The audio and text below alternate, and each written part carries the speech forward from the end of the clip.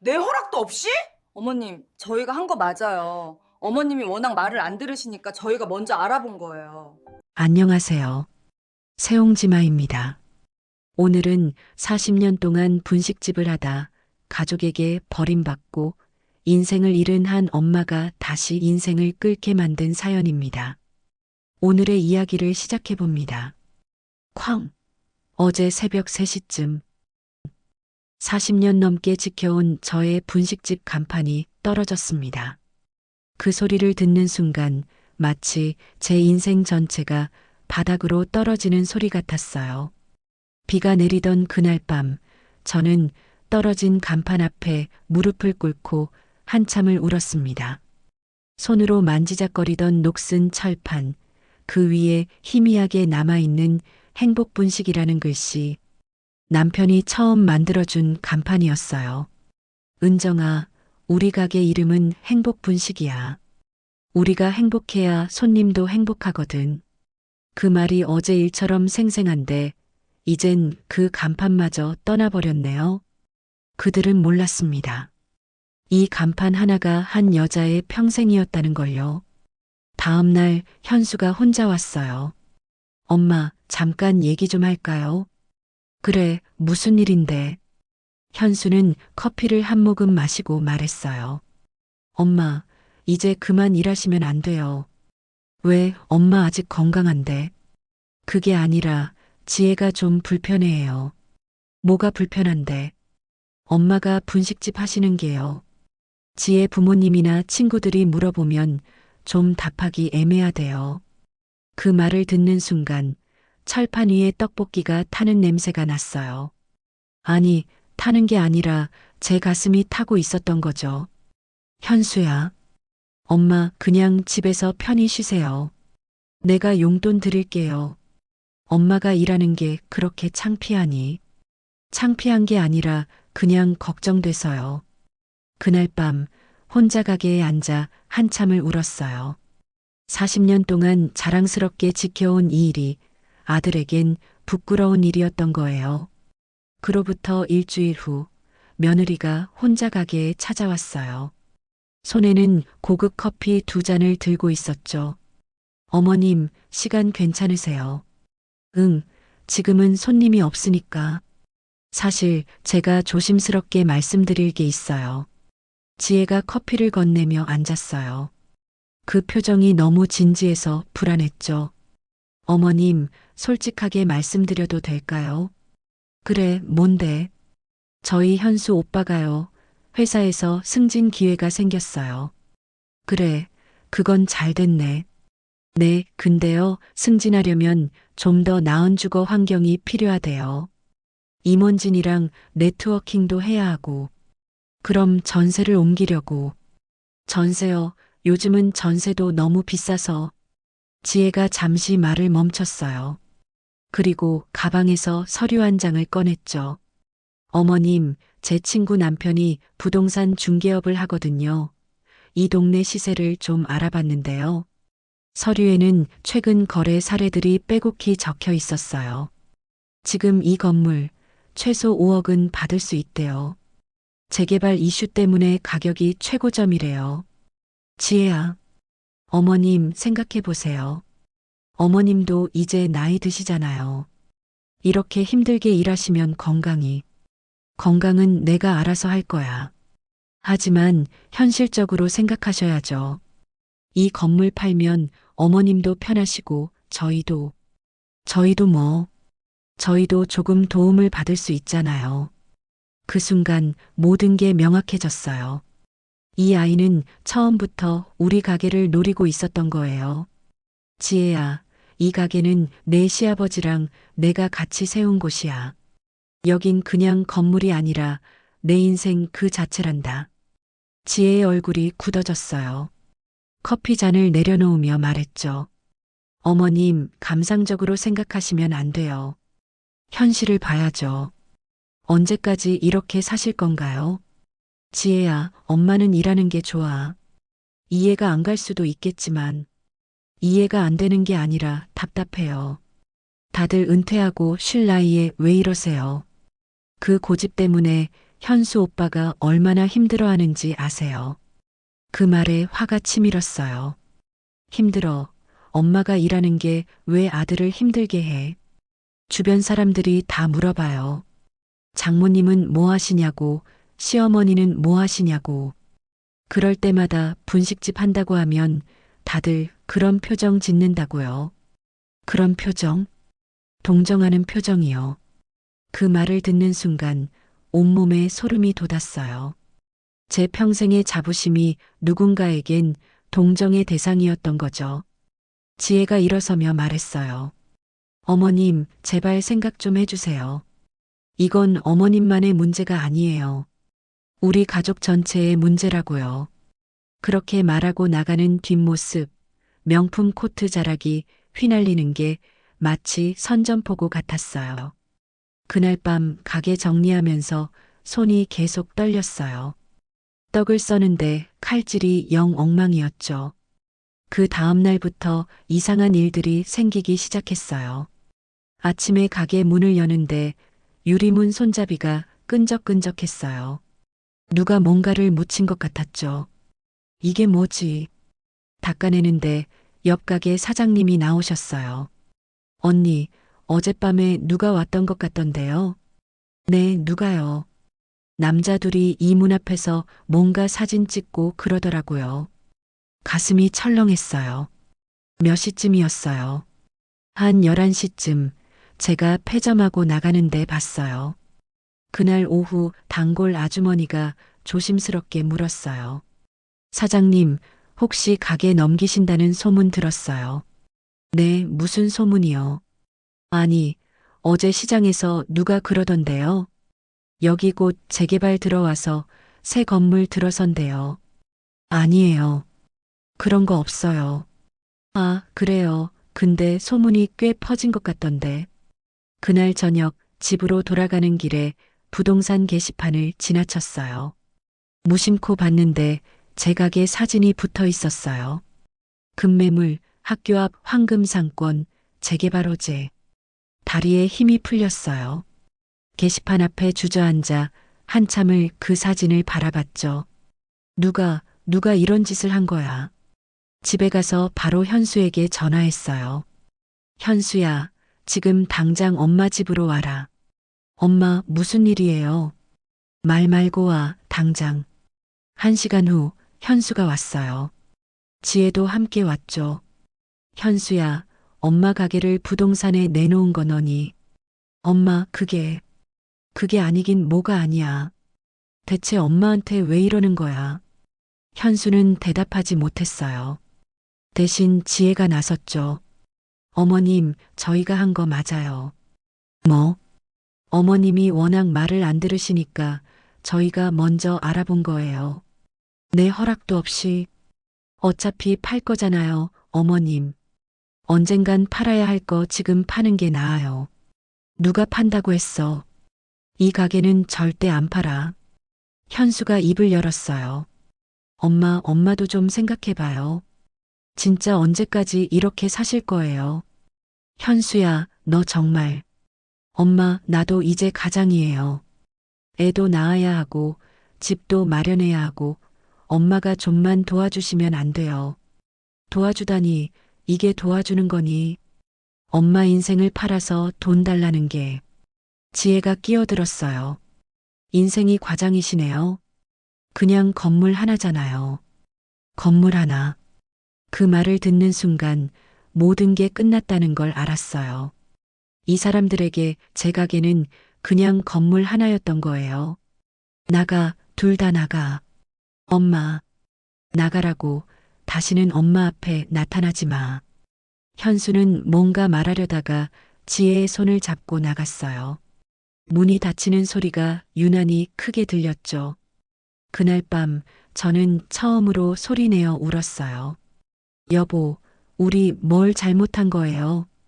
자식을 너무 잘 키운 게 죄예요. 다음 날부터 상황은 더 나빠졌어요. 평소 같으면 점심시간에 꽉 찼을 가게에 손님이 반도 안 왔어요. 왜 이러지? 오후 2시쯤 단골 할머니 한 분이 오셨어요. 사장님, 저 마지막으로 먹으러 왔어요. 마지막이라니요. 여기 문 닫는다며요. 다들 그러던데요. 이번 달 말까지래요. 아니에요. 그런 거 아니에요. 에이, 왜 숨겨요? 동네 다 알아요. 그 할머니마저 떠나고 나서 저는 주저앉고 말았어요. 소문이 이렇게 빨리 퍼질 줄은 누가 이렇게 소문을 낸 거죠. 저녁 때 건물주가 찾아왔어요. 사장님, 잠깐 얘기 좀 할까요? 네, 무슨 일이세요? 아니, 그게 아드님이 오셨더라고요. 이 건물 매매 문의하시던데요. 네. 사장님 몰랐어요.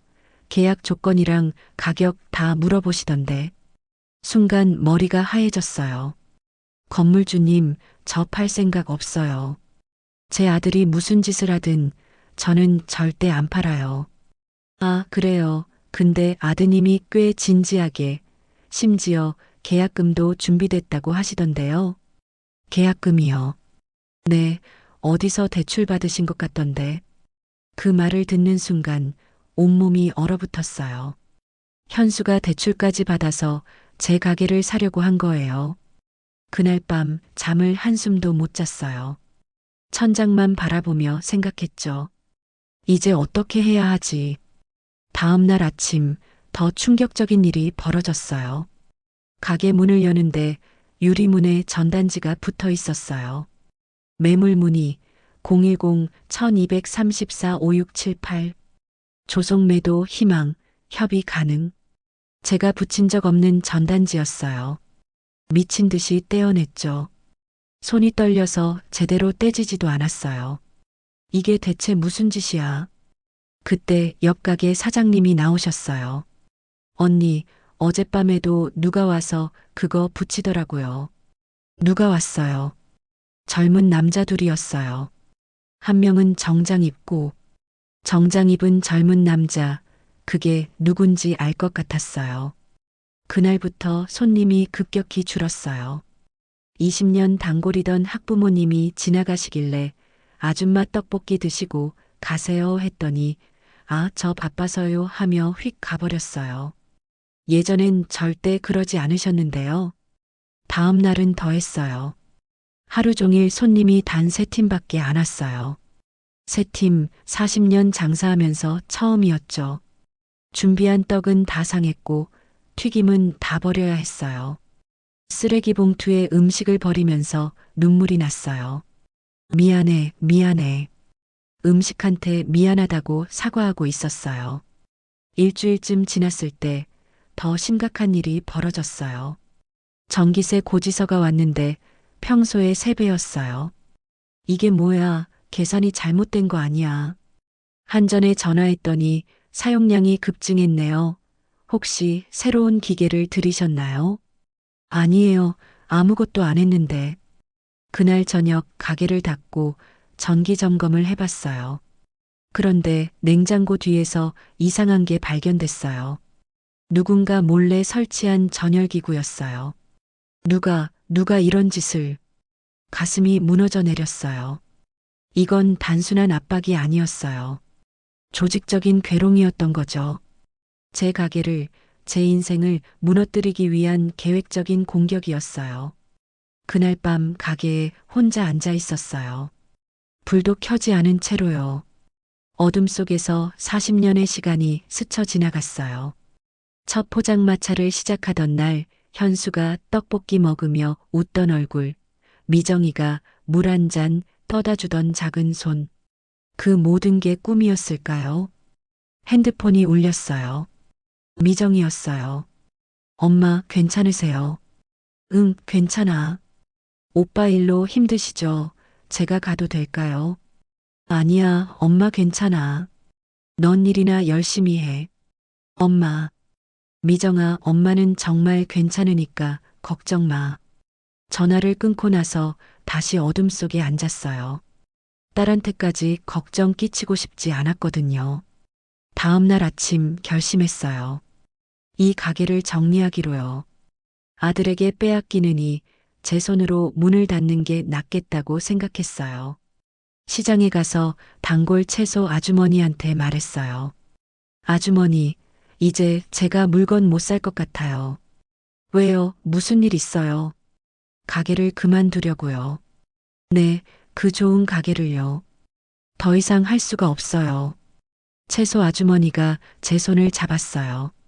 사장님, 힘내세요. 인생은 아직 안 끝났어요.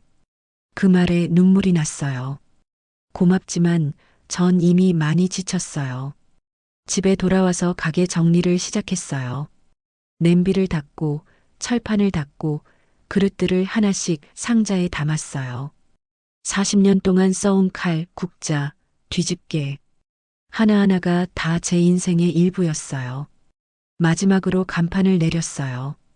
행복 분식. 그 네 글자가 희미하게 녹슨 철판에 새겨져 있었어요. 간판을 내리는 순간 다리에 힘이 풀렸어요.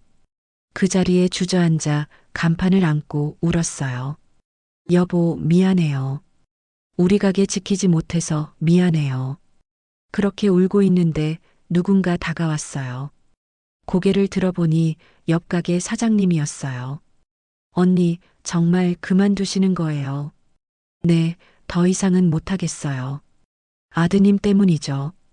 저는 대답하지 않았어요. 대답할 수가 없었거든요.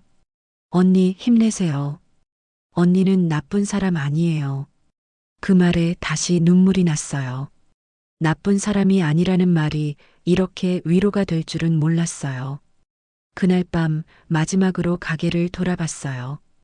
텅 빈 가게, 치워진 그릇들, 꺼진 철판. 이제 정말 끝이구나. 문을 잠그고 나오는데 발걸음이 떨어지지 않았어요. 한 발짝, 한 발짝 걸을 때마다 가슴이 찢어지는 것 같았어요. 집으로 돌아오는 길, 하늘을 올려다봤어요. 별이 참 많았어요. 남편이 살아있을 때 자주 했던 말이 떠올랐어요. 은정아, 힘들 때는 하늘 보면 돼. 별들이 다 응원하고 있어. 하지만 지금은 그 별들마저 멀게만 느껴졌어요.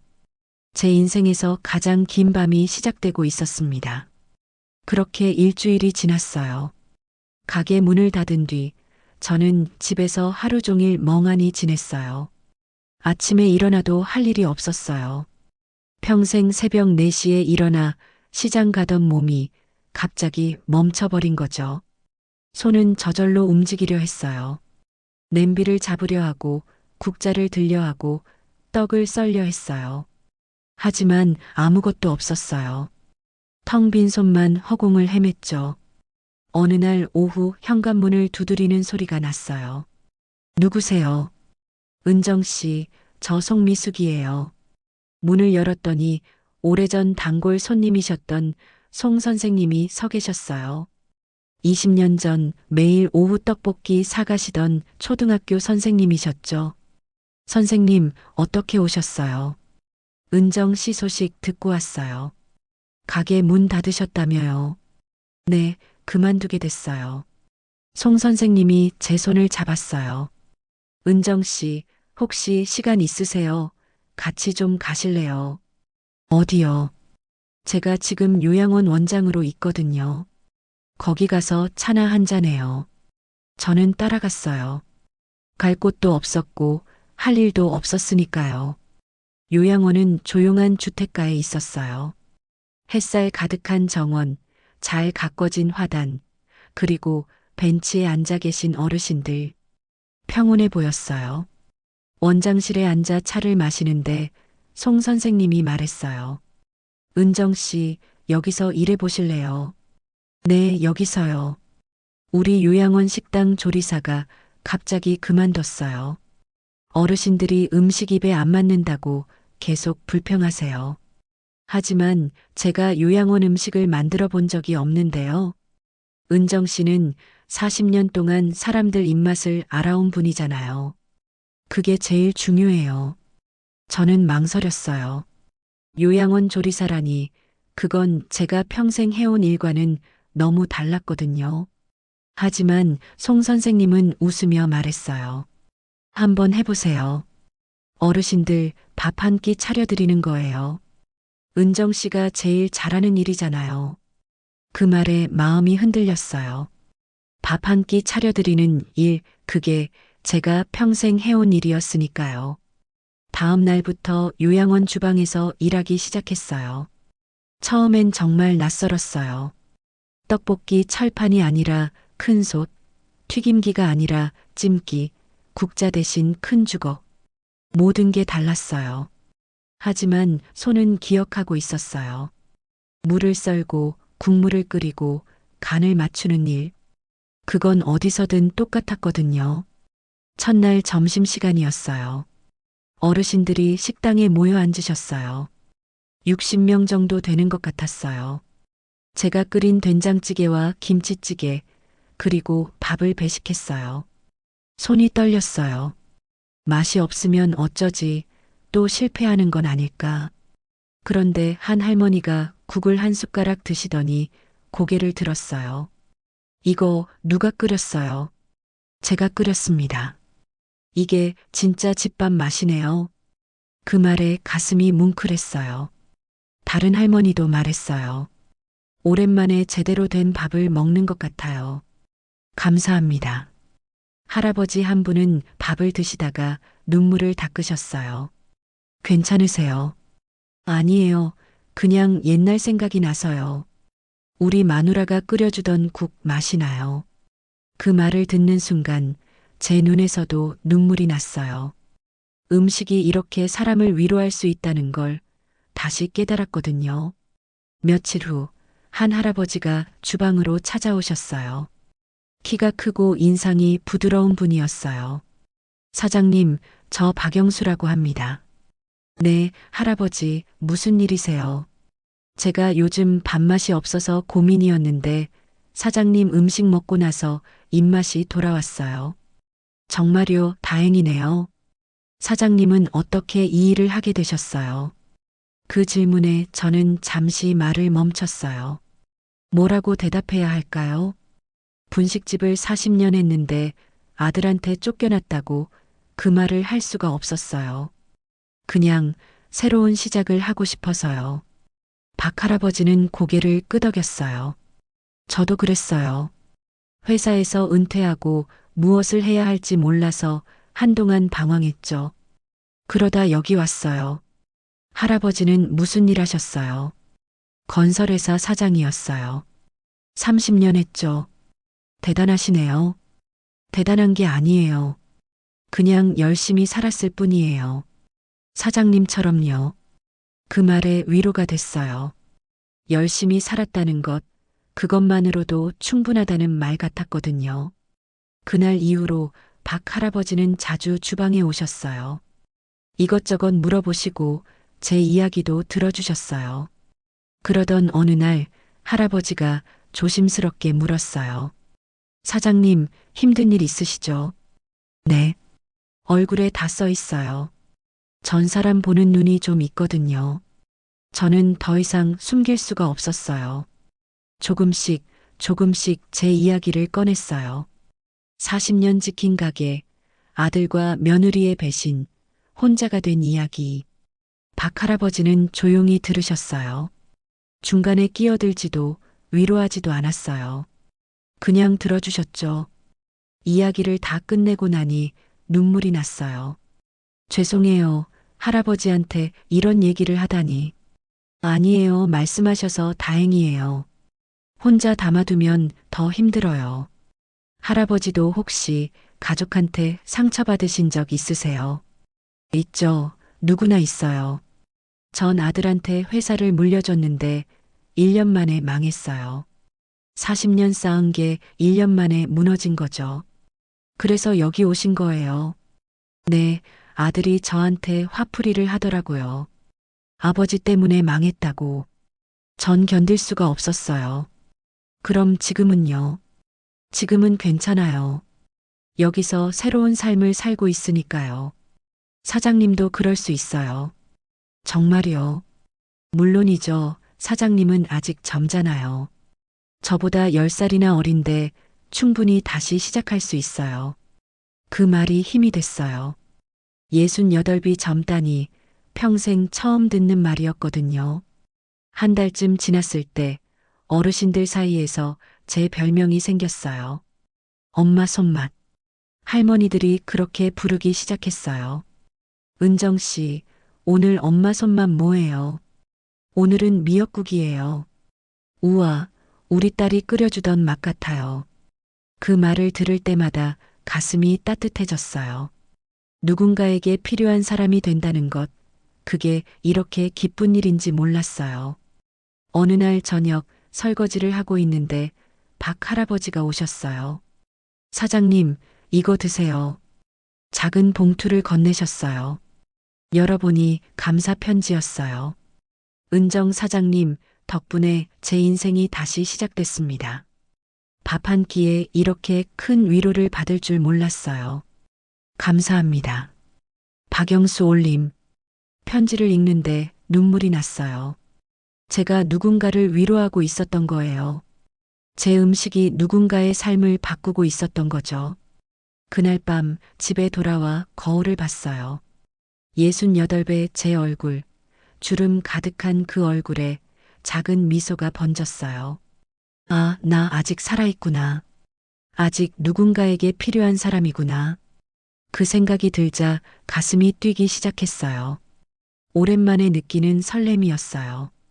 요양원에서 일한 지 석 달쯤 지났을 때였어요. 어느 토요일 저녁 퇴근하고 집에 왔는데 현관 앞에 누군가 앉아 있었어요. 미정이었어요. 고개를 푹 숙이고 앉아 있는 딸의 모습이 한눈에 들어왔죠. 미정아. 딸이 고개를 들었어요. 눈이 퉁퉁 부어 있었어요. 엄마. 그 한마디에 제 가슴이 철렁했어요. 들어와, 밖에서 뭐하니? 문을 열고 들어가는데 미정이는 말이 없었어요.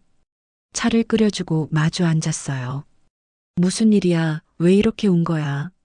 미정이는 한참을 아무 말도 못했어요. 그러다 갑자기 와락 울음을 터뜨렸어요. 엄마, 죄송해요. 정말 죄송해요. 왜 무슨 일인데? 오빠 일 때문이에요. 제가 다 알고 있었어요.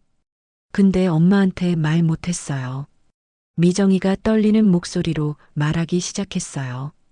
오빠가 2년 전에 회사에서 투자 제안을 받았대요. 지혜 언니 아버지 회사랑 관련된 사업이었어요. 그래서 오빠가 대출받아서 투자했는데 그게 사기였어요. 책임자가 돈 들고 도망갔고 오빠는 3억 원 빚을 떠안게 됐대요. 3억? 그 말에 숨이 막혔어요. 네, 오빠가 감당할 수 없는 금액이었어요. 회사에서도 책임 추궁받고 승진은커녕 좌천될 위기였대요. 그래서 우리 가게를 노린 거니. 미정이는 고개를 끄덕였어요. 지혜 언니네 부모님이 조건을 걸었대요. 가게를 팔아서 빚을 갚으면 돈을 빌려주겠다고. 눈물이 났어요. 분노가 아니라 슬픔의 눈물이었어요. 오빠는 처음엔 거부했대요. 근데 지혜 언니가 계속 압박했어요. 이혼하겠다고, 애 낳기 싫다고. 미정이는 계속 울면서 말했어요. 오빠가 엄마한테 얘기하려고 했대요. 근데 그때마다 지혜 언니가 막았어요. 엄마한테 말하면 자기가 떠나겠다고. 그래서 저렇게 된 거구나. 네, 오빠도 힘들었어요. 엄마, 오빠가 나쁜 놈이긴 한데 그것만은 알아주세요. 오빠도 정말 괴로워했어요. 그 말을 듣는 순간 가슴이 무너졌어요. 내 아들이 그렇게 괴로워하고 있었는데 저는 몰랐던 거예요. 엄마는 왜 이제야 말하는 거야? 저도 몰랐어요. 한 달 전까지. 오빠가 술 먹고 전화해서 다 토해냈어요. 미정이는 손수건으로 눈물을 닦았어요. 엄마, 저는 오빠를 변호하려는 게 아니에요. 오빠가 한 짓은 정말 나빴어요. 근데 엄마가 진실은 알아야 할 것 같아서요. 나는 창밖을 봤어요. 어둠이 내려앉은 거리, 가로등 불빛이 희미하게 흔들리고 있었어요. 미정아, 그래도 엄마는 용서할 수 없어. 아무리 힘들어도 그렇게 하면 안 되는 거야. 알아요, 엄마. 저도 오빠한테 화났어요. 엄마를 이렇게 힘들게 한 거. 그럼 너는 지금 뭐 하러 온 거야? 그냥 엄마가 혼자 상처받고 계실까 봐요. 진실을 모르고 더 아파하실까 봐요. 미정이의 말에 가슴이 뭉클했어요. 이 아이는 오빠와 달랐어요. 엄마 편에 서주는 아이였어요. 엄마, 오빠 지금 정말 힘들대요. 회사도 잘렸고 사업도 다 망했대요. 그건 오빠가 자초한 일이야. 알아요. 근데 엄마, 오빠도 엄마 아들이잖아요. 그 말에 고개를 돌렸어요. 아들 맞아요. 내 아들이에요. 하지만 그 아들이 저를 이렇게 만들었잖아요. 미정이는 제 손을 잡았어요. 엄마, 지금 당장 용서하라는 게 아니에요. 그냥 오빠가 왜 그랬는지 그것만 알아주세요. 나는 대답하지 않았어요. 대답할 수가 없었어요. 머릿속이 복잡했거든요. 미정이는 한참 있다가 일어났어요. 엄마, 저 이만 갈게요. 너무 늦었어요. 그래, 조심해서 가. 엄마, 사랑해요. 그 말을 남기고 미정이는 나갔어요. 문이 닫히고 나서 저는 소파에 주저앉았어요. 3억 원 빚, 사업 실패, 이혼 위협. 현수가 그런 상황에 있었다는 게 믿기지 않았어요. 그날 밤 잠을 이룰 수가 없었어요. 천장을 보며 계속 생각했어요.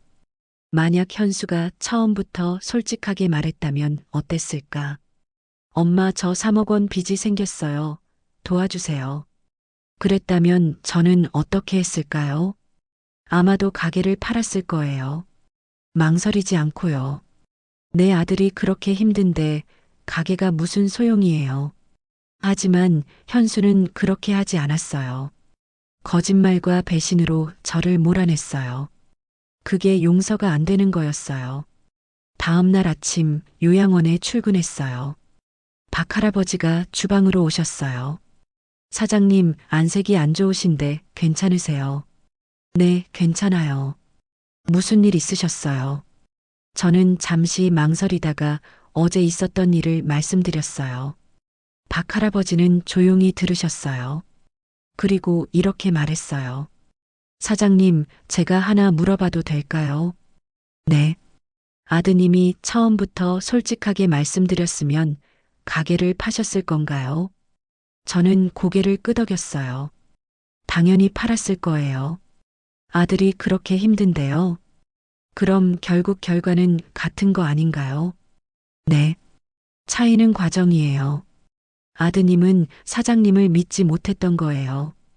엄마가 희생하게 만들고 싶지 않았던 거죠. 그게 변명이 되나요? 변명은 아니죠. 하지만 이유는 돼요. 사장님, 사람은 완벽하지 않아요. 특히 급할 때는 더 그래요. 저는 한숨을 쉬었어요. 할아버지, 그래도 전 용서할 수 없어요. 너무 아파요. 알아요. 지금 당장 용서하라는 게 아니에요. 다만 이해는 해보세요. 그 아이도 힘들었다는 걸요. 박 할아버지는 제 어깨를 토닥였어요. 시간이 약이에요.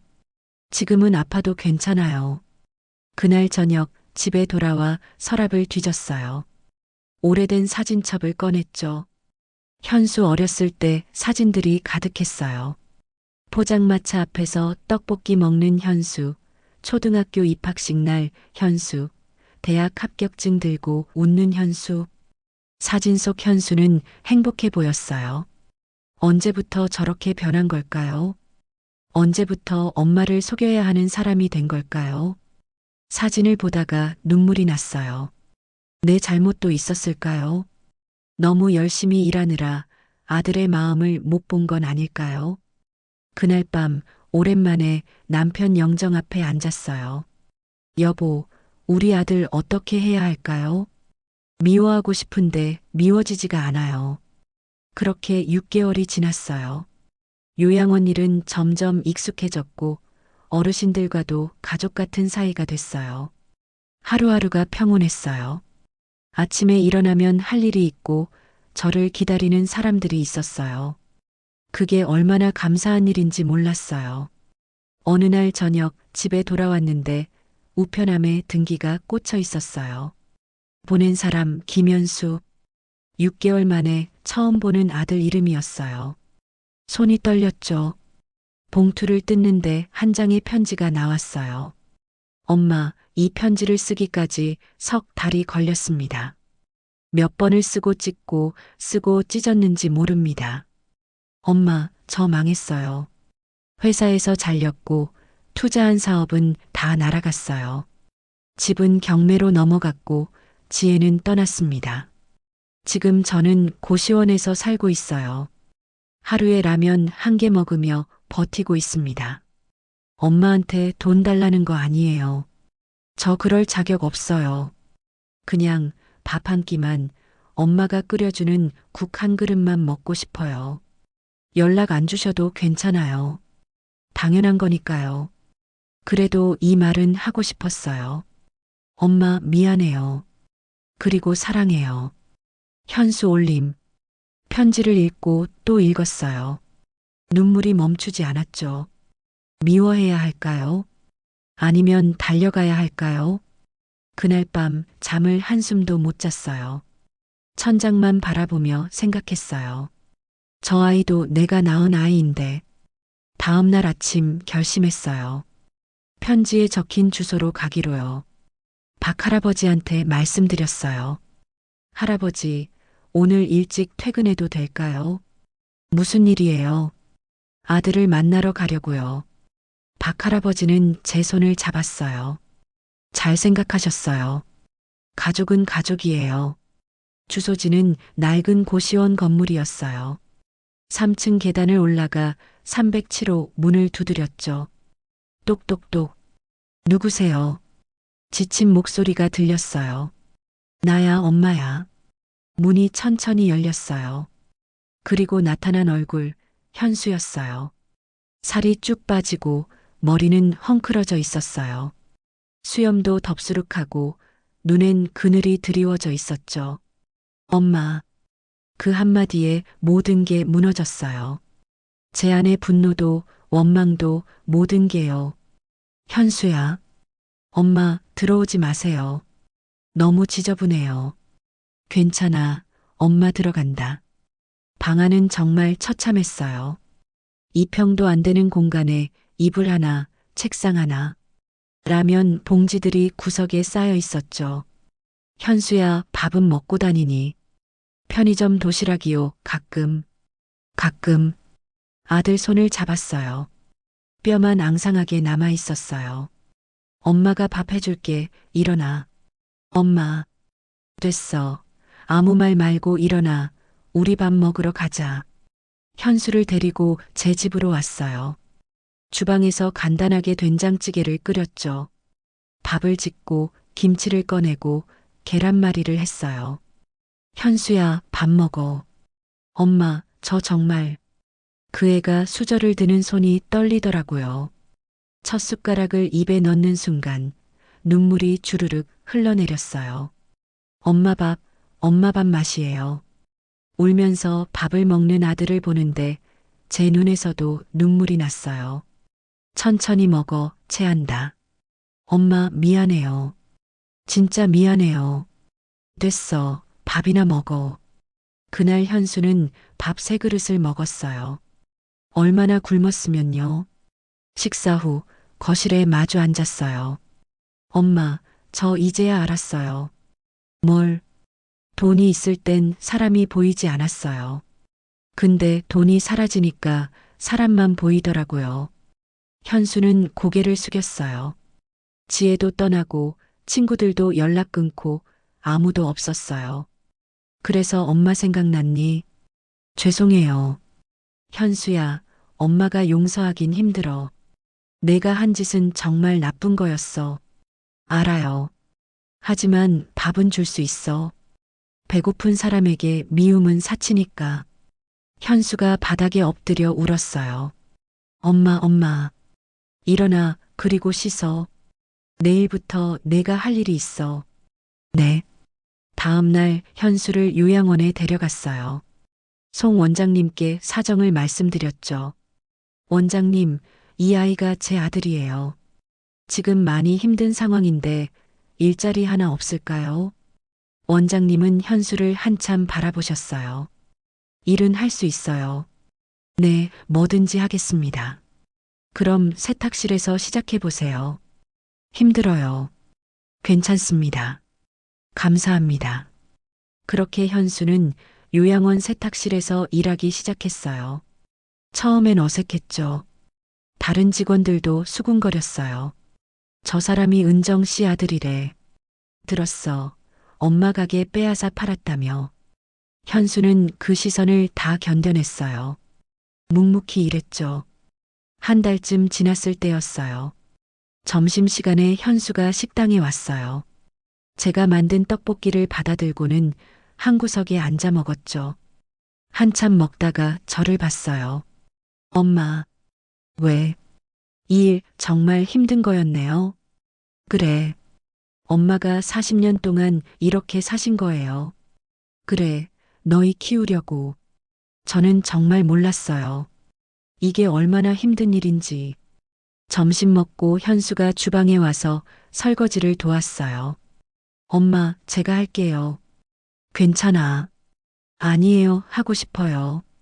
그렇게 조금씩, 아주 조금씩 우리 사이의 거리가 좁혀졌어요.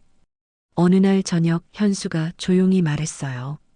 엄마, 지혜 소식 들었어요. 그래. 재혼했대요. 대기업 상무랑. 그랬구나. 근데 그 사람이 사기꾼이었대요. 지혜가 위자료로 받은 돈이랑 친정에서 받은 돈 다 날렸대요. 현수는 씁쓸하게 웃었어요.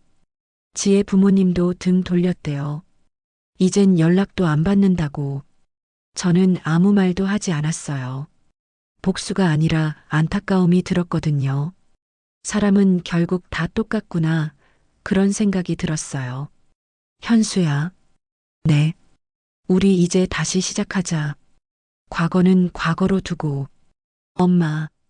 힘들겠지만 천천히 가자. 엄마가 옆에 있을게. 현수가 제 손을 잡았어요. 감사합니다. 엄마. 2달쯤 지났을 때 박 할아버지가 저를 따로 부르셨어요. 사장님, 제안이 하나 있어요. 네, 말씀하세요. 저 이제 나이도 많고 이 요양원 운영을 후계자에게 넘기려 해요. 그러세요. 누구한테요? 당신한테요. 네. 당신이 공동 운영자가 돼주세요. 물론 원장님이 계시지만 당신의 철학이 필요해요. 이 요양원에 저는 그냥 떡볶이나 끓이는 사람인데요. 아니에요. 당신은 사람의 마음을 끓이는 사람이에요. 그게 진짜 리더십이에요. 하지만 제가 고민해 보세요. 급한 건 아니니까요. 그날 밤 잠이 오지 않았어요. 내가 요양원 운영자. 믿기지 않았지만 동시에 가슴이 뛰었어요. 한 달 후 뜻밖의 일이 벌어졌어요. 지역 신문 기자가 요양원에 취재를 왔어요. 40년 분식집을 운영하다 아들에게 배신당했지만 68배 나이에 요양원 조리사로 다시 시작한 여성. 그게 기사 제목이었어요. 기사가 나가자마자 반응이 폭발했어요. 요양원 전화가 불통이 됐고 사람들이 찾아왔어요. 어르신들도 신기해했죠. 은정 씨 유명해졌어요. 아이고, 부끄러워요. 며칠 후 방송국에서 연락이 왔어요. 어머님, KBS 인간극장 팀입니다. 어머님 이야기를 다큐로 만들고 싶어요. 제 이야기요. 그런 거 아니에요. 아니에요. 많은 분들이 위로받을 이야기예요. 고민 끝에 승낙했어요. 촬영팀이 요양원에 왔죠. 2주간 밀착 촬영이 이어졌어요. 새벽 6시 주방에서 국물 끓이는 장면, 어르신들과 함께 식사하는 장면, 현수가 세탁물 정리하는 장면까지. PD가 마지막 인터뷰를 했어요. 어머님, 가장 힘들었던 순간이 언제였나요? 아들이 저를 버렸을 때요. 그런데 지금은 아들과 함께 일하시잖아요. 네, 처음엔 용서할 수 없었어요. 하지만 알았어요. 용서는 상대를 위한 게 아니라 나를 위한 거더라고요. 시청자분들께 한 말씀 해주세요. 저는 카메라를 똑바로 봤어요. 여러분, 인생의 끝은 없어요. 나이가 들어도 배신을 당해도 다시 시작할 수 있어요. 그 말을 하는데 눈물이 났어요. 진심이었거든요. 방송이 나간 날 2025년 11월 15일 전국이 울었어요. 실시간 댓글이 폭주했어요. 눈물이 멈추지 않아요. 우리 엄마한테 당장 전화했어요. 저도 가족한테 배신당했는데 희망이 보여요. 68세에 다시 시작하다니 대단해요. 은정 어머님, 제 인생의 롤모델입니다. 다음 날 요양원 전화가 불통이었어요. 전국에서 문의가 쏟아졌죠. 저희 부모님도 입소 가능할까요? 떡볶이 레시피 배울 수 있나요? 자원봉사 하고 싶은데 어떻게 해요? 송 원장님이 웃으며 말했어요. 은정 씨, 우리 유명해졌어요. 한 달 후 시청에서 연락이 왔어요. 김은정 씨, 올해의 노년 창업 롤모델로 선정됐습니다.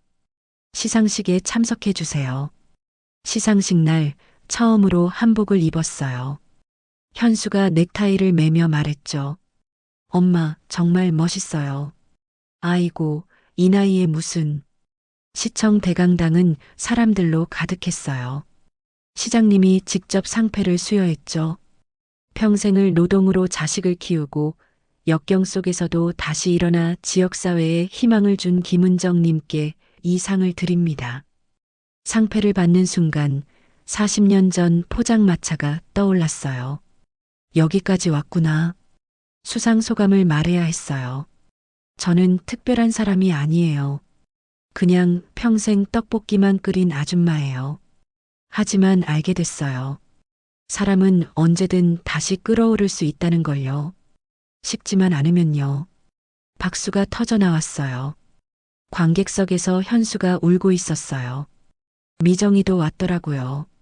두 아이가 나란히 앉아 박수를 치고 있었죠. 그 모습을 보는 순간, 아, 이제 됐다 싶었어요. 시상 이후 강연 요청이 쏟아졌어요. 백화점 문화센터에서 떡볶이 클래스를, 노인회관에서 제도전 강연을, 대학교에서는 인생 특강을 했죠. 한 대학교 강연이 기억나요. 20대 학생들이 가득한 강당이었어요. 여러분, 제가 68살입니다. 여러분 할머니 뻘이죠. 근데 제가 여러분께 할 말이 있어요. 학생들이 집중했어요. 실패해도 괜찮아요. 배신당해도 괜찮아요. 인생은 한 번의 실패로 끝나지 않아요. 저처럼요. 한 학생이 손을 들었어요. 할머니, 다시 시작할 용기는 어디서 나왔어요? 용기가 아니에요. 그냥 살고 싶었어요. 죽고 싶지 않았어요. 그게 다예요. 강연 후 여학생 하나가 찾아왔어요. 할머니, 저 가족한테 상처받았어요. 할머니처럼 다시 일어설 수 있을까요? 저는 그 아이를 안아줬어요. 물론이야. 넌 아직 젊잖아. 나도 68살에 다시 시작했는데 넌 충분해. 그 아이가 울면서 안겼어요. 고마워요, 할머니. 그해 겨울 박 할아버지가 공식 발표를 했죠. 오늘부터 이 요양원 이름이 바뀝니다. 은정 요양원으로요. 직원들이 박수를 쳤어요. 새 간판이 올라갔죠. 은정 요양원, 마음을 끓이는 집. 간판 제막식에서 제가 말했어요. 여러분, 이 요양원은 단순히 늙은 사람들이 사는 곳이 아니에요. 인생 2막을 준비하는 곳이에요. 다시 끓어오르는 곳이에요. 어르신들이 환호했어요. 와, 현수가 옆에서 눈물을 닦았어요. 엄마, 자랑스러워요. 너도 열심히 해라. 이제 여긴 우리 집이야. 그날 밤 혼자 주방에 앉았어요. 불 꺼진 철판을 쓰다듬었죠. 여보, 나 이제 행복해요. 40년 걸렸지만 드디어 내 자리를 찾았어요. 문이 열리는 소리가 났어요. 현수였어요. 엄마, 아직도 안 주무세요? 응, 그냥 생각 좀 하고 있었어. 무슨 생각? 내 아버지 생각. 현수가 옆에 앉았어요. 엄마, 저 오늘 무덤에 다녀왔어요. 아버지 묘소에. 네, 참 오랜만이었어요. 뭐라고 했니? 아버지, 저 이제 사람 됐어요. 엄마한테 용서받았어요. 이제 제대로 살게요. 라고 했어요. 제 손을 잡았어요. 엄마 사랑해요. 엄마가 내 인생을 2번 낳아줬어요. 무슨 소리야? 한 번은 날 낳아주셨고, 한 번은 날 다시 살려주셨잖아요. 그 말에 눈물이 났어요. 됐어. 이제 진짜 괜찮아. 2027년 봄, 은정 요양원은 전국에서 가장 유명한 요양원이 됐어요. 입소 대기자가 300명이 넘었고 자원봉사자들이 줄을 섰죠. 더 놀라운 건 현수가 사회복지사 자격증을 땄다는 거예요. 엄마, 저 이제 정식 사회복지사예요. 우리 아들 정말 대단하다. 미정이도 요양원 간호사로 일하기 시작했어요. 엄마, 저도 엄마 곁에서 일하고 싶어요. 온 가족이 함께 일하게 된 거죠.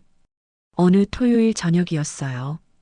식당을 정리하는데 박 할아버지가 오셨어요.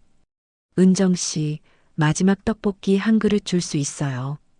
마지막이라뇨. 나 이번 주에 퇴소해요. 아들한테 가요. 어머, 정말요?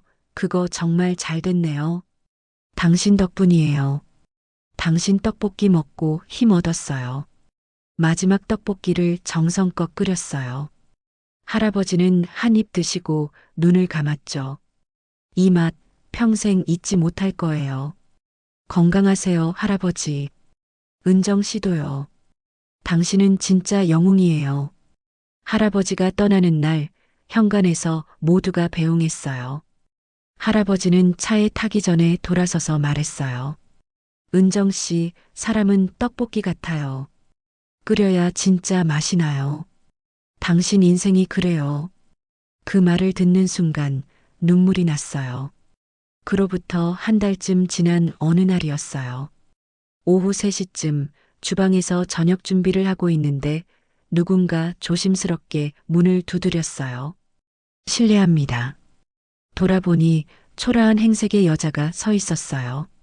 누구세요? 그 여자가 고개를 들었어요. 지혜였어요. 예전에 명품 코트는 온데간데 없고 낡은 점퍼를 입고 있었어요. 머리는 헝클어져 있었고 얼굴은 파리했죠. 지혜야. 어머님. 지혜는 그 자리에 주저앉아 울기 시작했어요. 어머님, 죄송해요. 정말 죄송해요. 일어나, 여기서 왜 이래? 지혜를 식당 구석 자리로 데려갔어요. 차를 한 잔 따라주고 앉았죠. 무슨 일이야? 지혜는 한참을 울다가 말하기 시작했어요. 재혼했어요.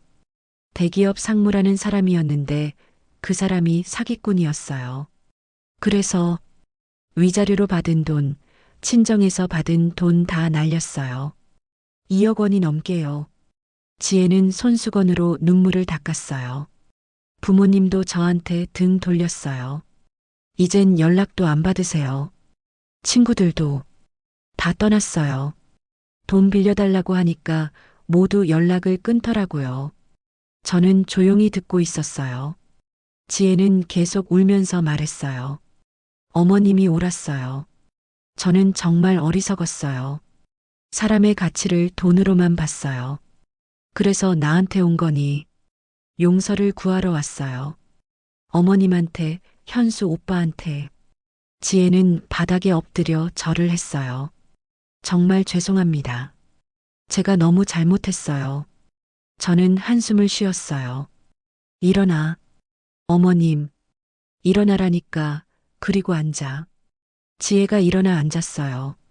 저는 주방으로 가서 떡볶이를 끓이기 시작했어요. 국물을 끓이고 떡을 넣고 양념을 넣었죠. 10분쯤 지나 떡볶이를 지혜 앞에 놓았어요. 먹어. 어머님, 먹으라니까. 지혜는 떨리는 손으로 젓가락을 들었어요. 한 입 먹더니 눈물이 주르륵 흘러내렸어요. 맛있어요. 정말 맛있어요. 배고팠구나. 네, 이틀 동안 제대로 못 먹었어요. 지혜는 떡볶이를 다 먹었어요. 그리고 고개를 숙였죠. 어머님, 저 어떻게 하면 될까요? 지금 어디 사니? 고시원이요. 아르바이트 하면서 근처 고시원에서 살아요. 일은 뭐 하는데? 편의점이요. 밤 11시부터 아침 7시까지. 그렇구나. 저는 잠시 생각했어요. 복수하고 싶었을까요? 아니에요. 그저 안타까웠어요. 지혜야. 네. 나는 너를 용서할 수 없어. 내가 나한테 한 짓은 정말 나빴어. 알아요. 하지만 밥은 줄 수 있어. 배고픈 사람에게 미움은 사치니까. 지혜가 다시 울었어요. 지혜야, 현수한테 연락할 거니? 아니요. 오빠한테 얼굴 들 수가 없어요. 그래, 내 맘대로 해. 하지만 이것만은 기억해. 사람은 언제든 다시 시작할 수 있어. 내가 그걸 원한다면요. 지혜는 고개를 끄덕였어요. 제가 요양원 청소 같은 거 할 수 있을까요? 일하고 싶어? 네, 일하고 싶어요. 제대로 된 사람이 되고 싶어요. 원장님께 한번 물어볼게. 근데 힘들어. 괜찮아요. 뭐든지 할게요. 그렇게 지혜는 은정 요양원 청소 직원으로 일하게 됐어요. 처음엔 직원들도 수군거렸죠. 저 사람이 그 며느리래. 들었어. 어머님 가게 빼앗으려 했던. 하지만 지혜는 묵묵히 일했어요. 새벽 5시에 출근해서 화장실을 닦고 복도를 닦고 창문을 닦았어요. 한 달쯤 지났을 때 현수와 마주쳤어요. 복도에서요. 두 사람은 멈춰 섰어요. 오빠, 지혜. 한참 동안 아무 말도 없었어요. 그러다 현수가 먼저 말했어요. 힘들지? 응, 잘하고 있어. 고마워. 두 사람은 그렇게 스쳐 지나갔어요. 그날 저녁 현수가 제게 말했어요. 엄마, 지혜 봤어요. 그래. 엄마가 일자리 준 거예요. 응, 고마워요, 엄마. 뭐가? 엄마가 그렇게 할 수 있다는 게 존경스러워요. 그냥 사람이니까. 현재. 저는 여전히 매일 새벽 6시에 일어나요. 가장 먼저 하는 일은 냄비에 물을 올리는 거예요. 그 김이 피어오르는 걸 보면서 생각해요. 그래, 오늘도 끓는다. 요양원엔 지금 120명의 어르신이 계세요. 모두가 제 가족이에요. 현수는 작년에 사회복지사 1급을 땄어요. 지금은 요양보호사들 교육을 담당하고 있죠. 미정이는 간호팀장이 됐어요. 며느리로 들어온 새 여자도 착해요. 전 며느리 지혜와는 완전히 달라요. 가끔 길에서 예전 단골들을 만나요. 사장님, 여기 계셨어요. 응, 나 여기서 일해. 우와, 대박이에요. 여기 너무 유명하잖아요. 그럴 때마다 웃어요. 그래, 나 아직 살아있어. 오늘도 저녁 식사 준비를 마쳤어요. 어르신들이 하나둘 식당에 모여요. 오늘 메뉴는 뭐예요? 은정표 특제 떡볶이예요. 와, 최고. 떡볶이를 나눠주면서 한 분 한 분 얼굴을 봐요. 모두가 웃고 있어요. 그 웃음을 보면서 생각해요. 이게 내가 평생 원했던 거였구나. 돈도 아니고 명예도 아니고 그저 누군가의 얼굴에 웃음을 만드는 것. 그게 내 인생의 의미였어요. 혹시 지금 인생이 끝났다고 느끼시나요? 가족에게 버림받았나요? 모든 게 무너진 것 같나요? 괜찮아요. 그건 끝이 아니에요. 새로운 시작의 신호예요. 저처럼요. 68세에 다시 시작했어요. 70살인 지금도 매일 새로운 꿈을 꿔요.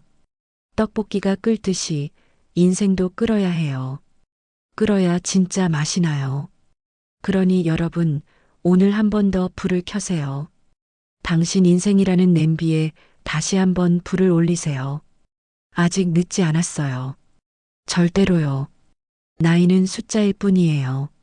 중요한 건 마음의 온도예요.